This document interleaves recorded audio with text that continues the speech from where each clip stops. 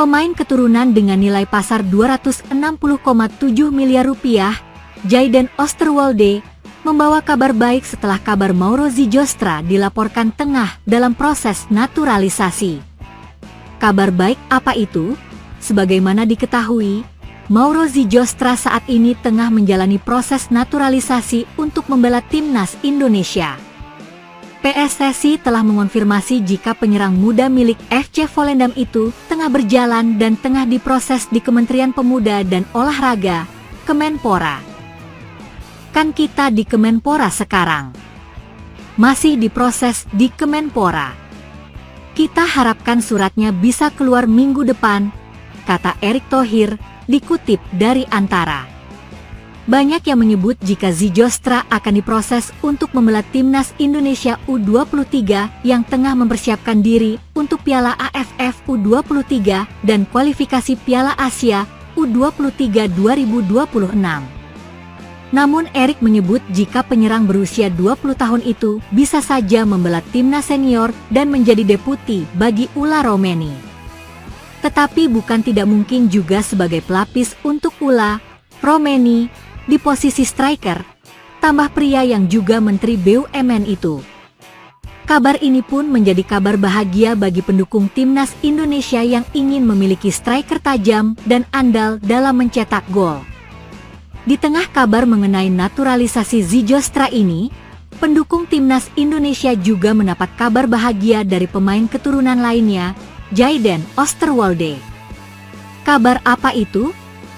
Kabar bahagia yang datang dari Jayden Oosterwolde itu adalah soal kontrak baru yang didapatkannya bersama raksasa Turki, Fenerbahce itu.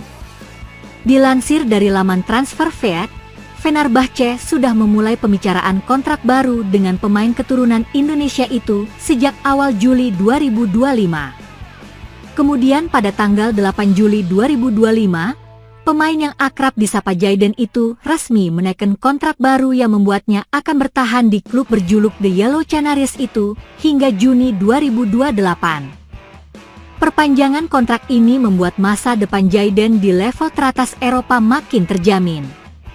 Apalagi dirinya baru saja pulih dari cedera panjang yang memaksanya absen selama kurang lebih 200 hari.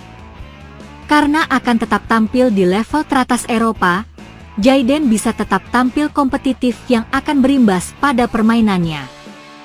Timnas Indonesia resmi masuk pot 3 atau unggulan ketiga pada drawing babak 4 kualifikasi Piala Dunia 2026 yang akan berlangsung di Kuala Lumpur, Malaysia, 17 Juli mendatang. Konfederasi Sepak Bola Asia, AFC, dalam rilis resmi, Jumat 11 Juli, menyatakan Arab Saudi dan Qatar yang merupakan tuan rumah babak 4 berada di pot 1. Tim-tim akan dibagi ke dalam 3 pot sebagai berikut. Qatar dan Arab Saudi, sebagai tuan rumah, akan diundi ke dalam grup yang berbeda selama drawing, tulis pihak AFC. Pot 2 akan ditempati Irak dan Uni Emirat Arab. Sementara timnas Indonesia berada di pot 3 bersama Oman. Indonesia menjadi satu-satunya tim di babak 4 kualifikasi Piala Dunia 2026 berada di luar 100 besar ranking FIFA. Bahkan timnas Indonesia, ranking FIFA 118, kalah jauh dari Oman yang berada di posisi 79 dunia. Penentuan posisi pot untuk pengundian akan didasarkan pada ranking FIFA Putra untuk asosiasi anggota AFC yang diumumkan secara khusus oleh FIFA pada 13 Juni 2025, tulis pihak AFC. Babak 4 kualifikasi Piala Dunia 2026 akan berlangsung di Qatar dan Arab Saudi pada 8, 11, 14 Oktober mendatang. 6 tim akan dibagi menjadi 2 grup berisikan masing-masing 3 tim. Hanya tim juara grup yang akan lolos otomatis ke Piala Dunia 2026. Sementara 2 tim runner-up akan lolos ke babak 5. Kedua tim runner-up akan bertemu dalam pertandingan 2 leg untuk memperebutkan tiket ke playoffs interkontinental melawan tim dari benua lain. Pembagian pot drawing babak 4 kualifikasi Piala Dunia 2026. Pot 1, Qatar, peringkat FIFA 53, Arab Saudi 58. Pot 2, Irak, 59, Uni Emirat Arab, 66. Pot 3, Oman, 79, Indonesia, 118. Prediksi line up menakutkan tim nasional, Timnas Indonesia U23 versus Brunei Darussalam U23 di Piala AFF U23 2025 menarik untuk dibahas. Pastinya pasukan Gerald van den Burg akan menurunkan kekuatan terbaiknya mengingat laga tersebut merupakan pertandingan pembuka grup A Piala AFF U23 2025 pada Selasa 15 Juli 2025 mendatang.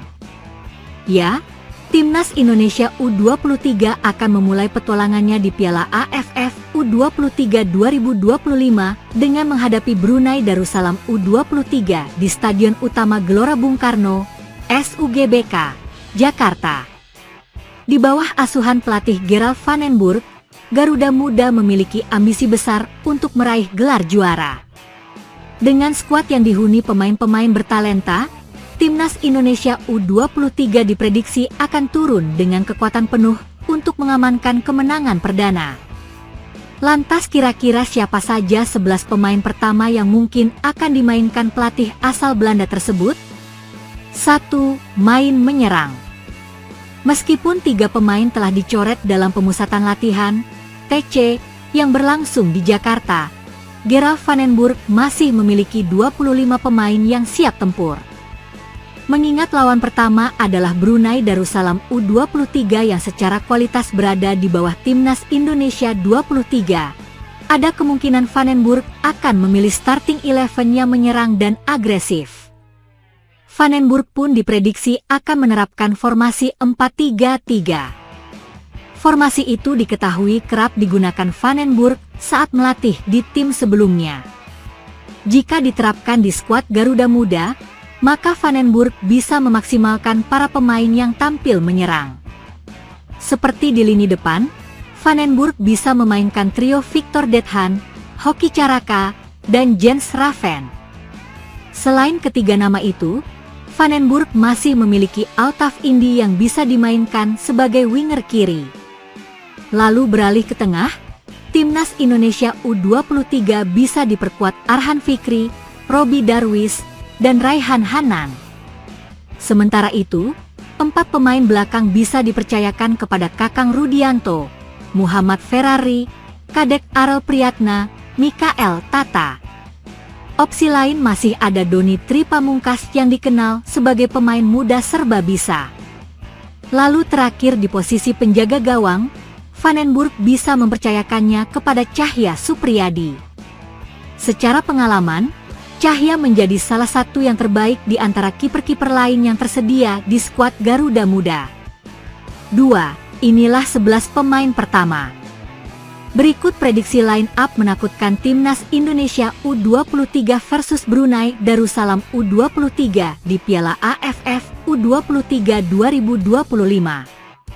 Timnas Indonesia 11, 4-3-3 Cahya Supriyadi, Kakang Rudianto, Muhammad Ferrari, Kadek Arel Priyatna, Mikael Tata, Arhan Fikri, Robi Darwis, Raihan Hanan, Victor Dethan, Hoki Caraka, Jens Raven.